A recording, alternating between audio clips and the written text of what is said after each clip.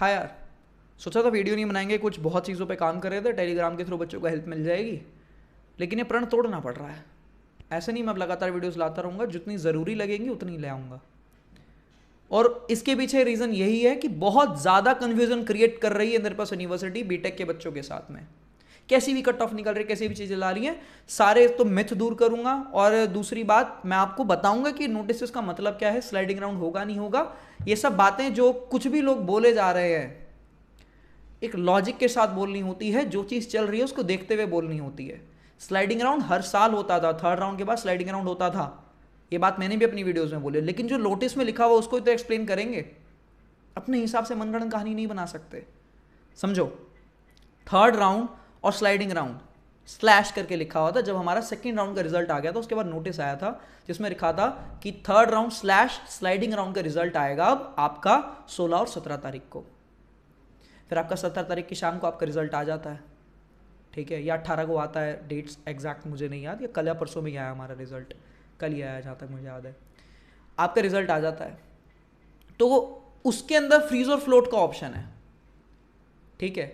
लेकिन जो हमारा पहले वाला नोटिस आया था उसमें लिखा हुआ था कि स्लाइडिंग और हमारा राउंड 3 एक साथ होगा। समझो, पिछले साल अगर आप होते तो क्या सिनेरियो हो रहा होता। थर्ड राउंड में आप फ्रीज या फ्लोट कर सकते थे, फिर आप स्लाइडिंग राउंड में जाते, और स्लाइडिंग राउंड में ना तो आप फ्रीज कर सकते ना फ्लोट कर सकते, आपकी सीट वो खुद ही फ्रीज कर देते हैं और आपको कुछ मिला हुआ होता है तो, और आपको कॉलेज में रिपोर्ट करना होता है। उस नोटिस में लिखा है कि राउंड 3 और स्लाइडिंग राउंड एक ही बार होंगे और दोनों एक ही जैसे होंगे, साफ साफ स्लैश करके लिखा हुआ। 16-17 में इनका रिजल्ट आ जाएगा और एक रिजल्ट आ जाता है।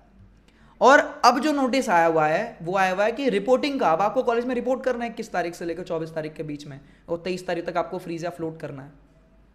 फ्रीज या फ्लोट अगर आप करेंगे तो आप स्लाइडिंग में तो नहीं जा रहे, क्योंकि उन्होंने वो स्लाइडिंग राउंड वाला बात पहले नोटिस में खत्म कर दी कि थर्ड बोल लो या स्लाइडिंग राउंड बोल लो एक ही चीज है।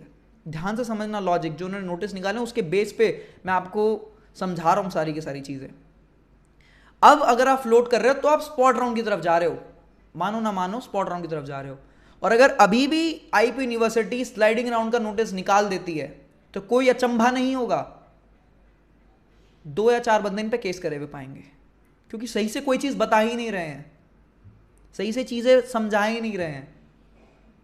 दिल्ली कैंडिडेट भी इस टाइम पे जिनकी रैंक 2.5 लाख 3 लाख के ऊपर है वो भी खाली बैठा है। आउटसाइड दिल्ली वाला बच्चा जिसकी 90-90 हजार रैंक है वो भी खाली बैठा है। कोई तरीका नहीं है, कोई बढ़िया से चीजें हो नहीं रही। लेकिन अभी मैं आपको जो एक्सप्लेनेशन दे सकता हूँ तो पूरा था जो आईपी यूनिवर्सिटी कर रही है, जो मेरी होप्स हैं और जैसा मैं सोचता हूं, और ऐसे ही होएगा बाय 99.99%। बाकी इंद्र प्रस्थ यूनिवर्सिटी को किसी को नहीं पता। स्लाइडिंग राउंड वगैरह सारा काम निपट गया है। उनको वहां पे एक्चुअली में फ्रीज रखना था, जो अब आपको फ्रीज या फ्लोट का ऑप्शन आ रहा है। अगर आप फ्रीज करोगे तो आप कॉलेज में रिपोर्ट करो, एडमिशन लो अपना। हां, आप तब भी स्पॉट राउंड में बैठ सकते हो। स्पॉट राउंड में फिर रजिस्टर करें ना, 500 रुपए का पिछली बार रजिस्ट्रेशन था, इस बार देखते हैं वो 1000 का होगा, 500 का ही रहेगा। और अगर आप फ्लोट करोगे तो आप रिपोर्ट नहीं करना आपको, आप सीधा चले जाएंगे हमारे स्पॉट राउंड में। अगर आप फ्लोट कर रहे हैं तो, और अगर आप दिल्ली कैंडिडेट है तो मेरे हिसाब से आप गलती कर रहे हैं, क्योंकि एक तो आप अपना एडमिशन 15 से 20 दिन लेट हो जाएगा, और दूसरा स्पॉट राउंड में इनसाइड दिल्ली आउटसाइड दिल्ली कुछ नहीं लगता, ऑल इंडिया कोटा लगता है। SC ST OBC की सीट्स खाली होंगी तब तो आपको मिलेंगी, और 99.99% बहुत कम सीट्स खाली रहती हैं इन कैटेगरीज की। अगर आप दिल्ली कैंडिडेट हो तो फ्रीज करो, रिपोर्ट करो, एडमिशन लो, उसके बाद में आप स्पॉट राउंड में भी रजिस्टर कर सकते हो। जैसा पूरा ब्रोशर पढ़ने के बाद में सही से एक्सप्लेनेशन जैसे मैं आपको दे पा रहा हूं, वो ये चीज है। अगली चीज, अगर अब तक आपको कुछ नहीं मिला है तो वो तो आप स्पॉट राउंड में जा ही रहे हो। अगर आप फ्लोट कर रहे हो तो आप एक दिल्ली कैंडिडेट की तरह आगे नहीं बनोगे, आप ऑल इंडिया कैटेगरी के अंदर आ जाओगे, तो आपके अपग्रेडेशन के चांसेस ना के बराबर हैं। तो 15-20 दिन लेट क्यों करना एडमिशन? अभी अगर आप फ्रीज कर दोगे तो आप रिपोर्ट कर दो। अगर आप दिल्ली कैंडिडेट हो तो मैं आपको यही बोलूंगा, आपको बेस्ट चीज आपके हाथ में है, अगर आपने चॉइस फिलिंग सही से करी, बेस्ट चीज आपके हाथ में है, उसे फ्रीज करो और रिपोर्ट करो, फिर बाद में स्पॉट में बैठ जाना। स्पॉट में फिर से खुलेंगे रजिस्ट्रेशन, फ्रेश रजिस्ट्रेशन खुलेंगे, ब्रोशर में मोटा मोटा लिखा हुआ है, ठीक है। पेड काउंसलिंग नहीं कर रहे हैं अब हम, ठीक है। जितने बच्चे हैं हमारे पास उन्हीं को हैंडल कर ले, वही काफ़ी यार। अपने भी बहुत काम है, पूरी टीम अलग अलग जगह इंटर्नशिप कर रही है, मेरे भी इंटर्नशिप लगी हुई है, ठीक है, टीम की भी लगी हुई है, बहुत जने हैं, दीपक है, ठीक है, और भी 2-4 जने हैं, नाम सबका नहीं ले सकते, मेन तो आप लोगों का उसी से कांटेक्ट होता होगा, मेरे से होता होगा।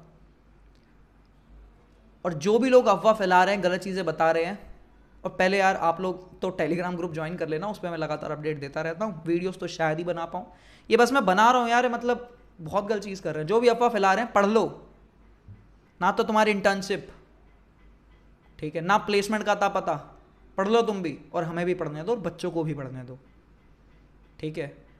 कुछ भी बोलने से सही नहीं हो जाएगा, थोड़ी सी रिसर्च करनी होती है, अपनी क्रेडिबिलिटी बनाओ, दूसरे के नाम पे अपनी क्रेडिबिलिटी मत बनाओ। मिलते हैं यार, बाय बाय, थैंक्स।